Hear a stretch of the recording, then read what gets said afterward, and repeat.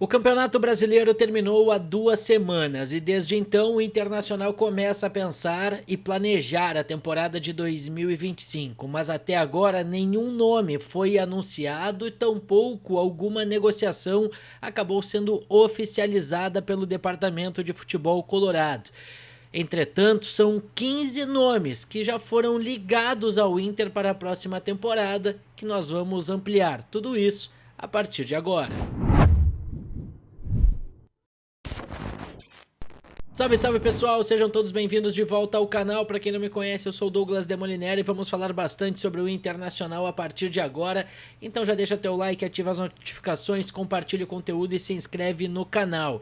Muito feliz que atingimos a primeira meta traçada pelo canal, que era de chegar aos 3.000 inscritos até o final desse ano, nesse projeto que começou desde setembro e agora eu conto com vocês.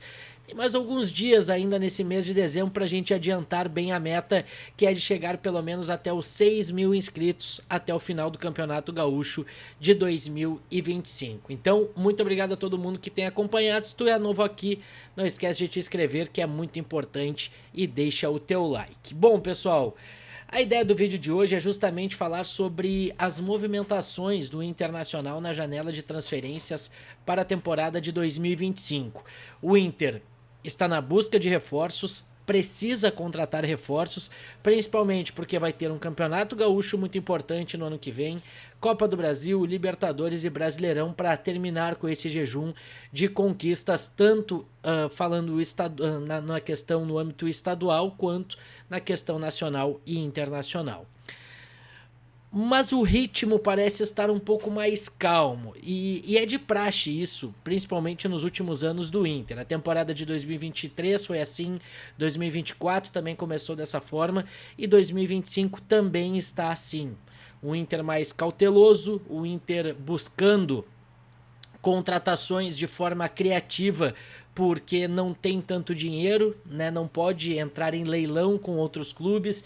Tem agora as SAFs, os clubes estão com muito mais potencial financeiro do que nas últimas temporadas, então o Internacional está tendo todo o cuidado. E por que eu digo isso? Porque está cada vez mais difícil de buscar informações sobre nomes, questões de negociações, porque o Inter esconde ao máximo para que outros clubes, né, depois que ouvirem o interesse do Internacional, acabar não se envolvendo nessas tratativas e dificultar as negociações para o lado do Inter. Apesar disso, a gente já chegou a 15 nomes especulados, sondados, ou de uma certa forma, esses jogadores terem seus nomes ligados ao Inter para a próxima temporada. E nessa longa lista, a gente está falando de 7 zagueiros, tem um lateral esquerdo, um volante, um meia e mais 4 atacantes. O Inter está deixando muito claro o que quer no mercado: se reforçar defensivamente e dar mais opções para o Roger Machado na questão ofensiva. E a gente percebeu isso, que o Inter precisa de mais opções, principalmente nas últimas rodadas do Campeonato Brasileiro, porque apesar da boa sequência de 16 jogos invictos, os últimos 3 jogos, quando alguns jogadores acabaram sentindo aquele desgaste, sentindo que a corda arrebentou, faltaram opções para o Roger colocar em campo nos jogos contra o Flamengo, Botafogo, que já não tinha Alan Patrick, por exemplo, e o próprio duelo contra a equipe do Fortaleza, que encerrou a temporada do Inter. Então, o Inter quer essas opções ofensivas e também quer defensivas. E por que no sistema defensivo? Porque o Vitão está muito próximo de sair, é um jogador que deve sair nessa janela de transferências, porque o Inter precisa fazer dinheiro, e é um jogador que foi vendido em meio à última temporada, mas por uma questão de fair play financeiro do Betis, acabou não concretizando a negociação. E na questão ofensiva, o Wesley deve ser o principal nome negociado nesse momento, ele que está muito próximo de acertar a sua ida para o Krasnodar, falta apenas acertar a forma de pagamento que os russos farão para o Internacional. Tem ainda a questão envolvendo o Gabriel Carvalho, que é uma venda que pode salvar o ano do Inter e até salvar as outras temporadas, então por isso o Inter está na busca de contratações. O presidente Alessandro Barcelos, em mais de uma oportunidade, concedeu entrevistas na festa da SEG, concedeu entrevistas para o Leonardo Meneghetti, concedeu entrevista para a Rádio Inferno, e em todas ele falou que não haverá desmanche. O Inter está com problemas financeiros, teve a situação, né, envolvendo as debêntures, que ele acabou dando uma declaração muito forte que o remédio seria mais amargo, mas não necessariamente haverá um desmanche. O Inter não vai vender metade do time aos seus principais jogadores.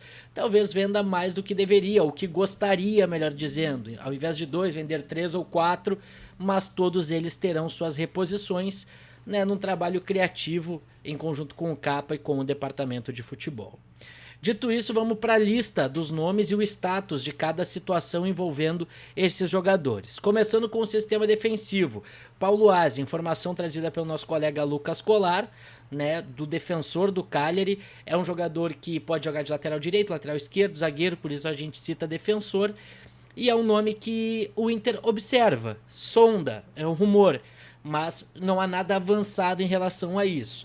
Aí a gente vai pro Caetano, zagueiro do Corinthians, que também teve seu nome ligado ao Internacional. Um jogador que tá ficando sem contrato.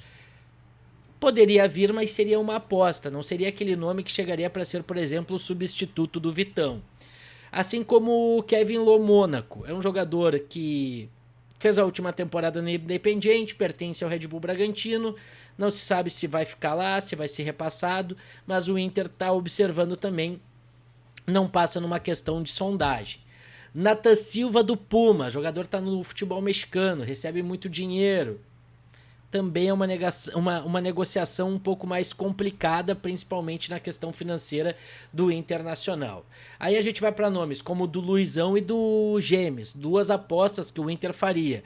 Luizão do West Ham, e o empresário dele está oferecendo ele para praticamente todos os times da Série A do Campeonato Brasileiro, justamente porque ele não vai ser aproveitado lá na Inglaterra. E o Gêmeos seria uma aposta do Inter, mais ou menos num formato aí de contratar um jogador que é promissor, um jogador que pode dar certo depois de ter feito uma boa Série B, mas também não seria um zagueiro para ser titular ou substituir o Vitão. Já o Rua Jesus não, seria esse jogador, chegaria com uma proporção grande, entretanto ele não se decide, se quer ficar na Inglaterra, se quer ficar na Itália, se quer ficar no futebol europeu, se quer vir para o futebol brasileiro, se quer retornar para o Inter.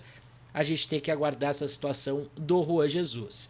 E aí o principal nome dessa lista, William Rocha, é o sonho de consumo do Inter, mas é o jogador mais caro. Ele chegaria para ser titular, tem inclusive vídeo aqui no canal com os lances dele, react dos lances dele.